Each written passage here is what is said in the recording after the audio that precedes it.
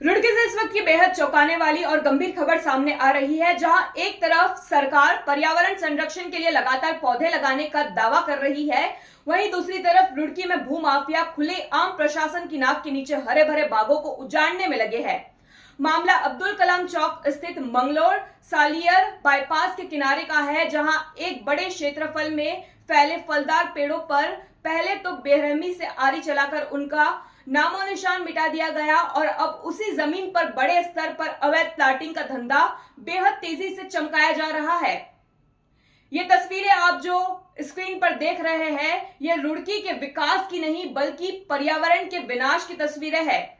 Mangalore Saliyar bypass के किनारे अब्दुल कलाम चौक के पास स्थित इस बेशकीमती जमीन पर कभी फलदार पेड़ की हरियाली हुआ करती थी, लेकिन चंद पैसों की लालच में भूमाफियाओं ने पहले इस पूरे क्षेत्र के फलदार पेड़ों पर आरी चलाकर उनका सफाया कर दिया।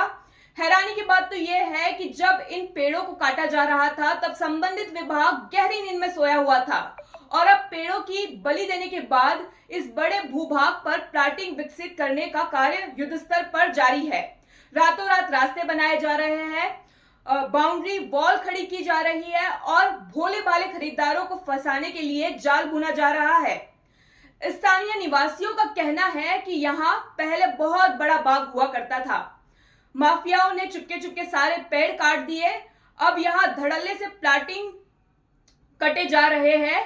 हमें डर है कि बिना किसी अप्रूवल के यह अवैध कॉलोनी बसा दी जाएगी और बाद में खरीदारों को परेशानी होगी। इस पूरे मामले ने स्थानीय प्रशासन, वन विभाग और रुड़की विकास प्राधिकरण की कार्यप्रणाली पर बड़े सवाल खड़े कर दिए हैं। सवाल है कि इतने बड़े पैमाने पर फलदार पेड़ काटे गए लेकिन वन विभाग को भनक तक नहीं हुई। दूसरा सवाल यह है कि बाईपास के किनारे खुले आम चल रही इस अवैध प्लाटिंग पर एचआरडीए का डंडा अब तक क्यों नहीं चला। तीसरा सवाल यह है कि भूमाफिया को स्थानीय अधिकारियों का मुख्य संरक्षण प्राप्त है। देखना यह होगा कि इस पूरे खबर के सामने आने के बाद शासन प्रशासन भूमाफियाओं पर क्या कार्रवाई करता है या फिर इसी तरह से रुड़की की हरियाली को कंक्रीट के जंगल में बदल दिया जाएगा।